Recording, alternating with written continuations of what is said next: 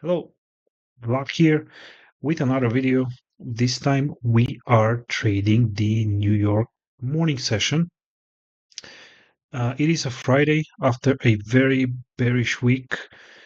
Uh, and my entry mechanism here is at the 10 o'clock macro. I'm using a 15-second order block, uh, which is actually an Indigo model. It's a model ICT spoke about in the 2024 mentorship.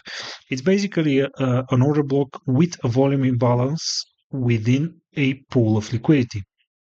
You can see the snapshot from the 15-second chart here. Feel free to pause the video and study this structure. But I'll also leave a link in the description to ICT's video on it, where he explains it in great detail. Uh, it's a very, very powerful model once you understand it. Uh, and it's really worth knowing it because, especially on the 15-second chart, you can actually trade this model very, very profitably. Okay. So you see here the initial reaction from the first presented fair value gap at in the beginning of the 950 to 1010 macro. The first presented fair value gap is this purple box that you see. We traded into it twice before we displaced up. And then we have a rather small opening range gap, which is usually bringing choppy delivery or a messy delivery, if I can say so, during the initial 30 minutes to an hour of the morning session. But you see that once the 1010 macro starts, price starts going to our targets. So I offloaded 5 contracts here. The initial buy side liquidity, which is relative equal highs. It's also London high. And Asia, I believe, was also swept. Once we displace now above the new day opening gaps that you see from February 27th, we now expect that level to act as support for price to send it higher. Okay. Also, I'm expecting that the opening range gap will remain intact. So price will not go back down to it, at least not until we trade to the buy side liquidity above, which rests at around 20,775, if I'm not mistaken, something like that. And why I'm targeting there, that's the TGIF.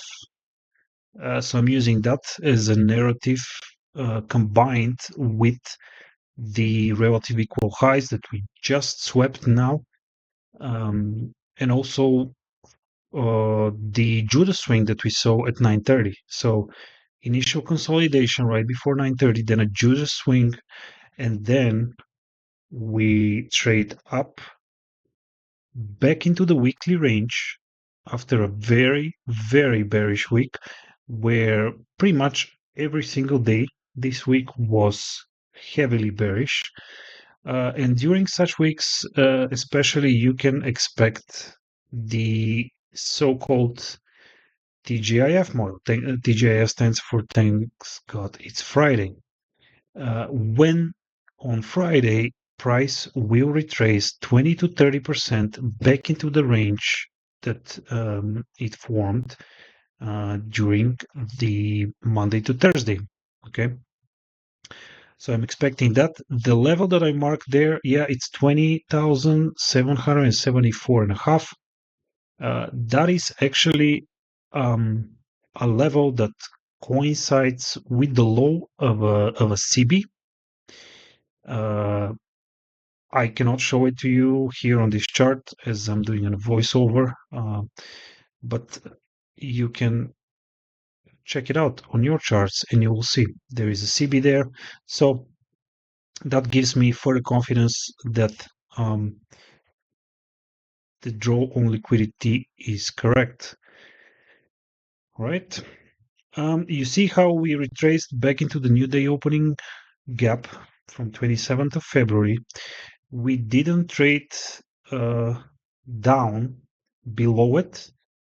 We actually traded one tick below the low of the new day opening gap on regular trading hours. If you're wondering why there is two gaps there, one is on regular trading hours and the other one is on electronic trading hours. Okay, they're both relevant, they're both usable gaps. I prefer to have them both on the chart, but you can also use just one of them. Okay. This here that you see, the retracement where we traded one tick below the regular trading hours new day opening gap low, that's algorithmic. That's algorithmic, and as ICT always says, we need to trade at least one tick below it so that smart money can buy it. Okay, because smart money do buy on a downtick. Okay, they cannot buy on an uptick. They always buy on a downtick, and they need to buy below that level. Okay, so the price has to go at least one tick below it. Okay, after that you see price starts pulling aggressively. Right there is our full TP, which is at 20% of the weekly range. Okay, I prefer using here the low hanging fruit, and also this 20% of the range, as I said, coincides with the CB. So for me, that makes sense as a target. And even if price was to go further up into the weekly range to the 30%, I honestly don't care. Okay.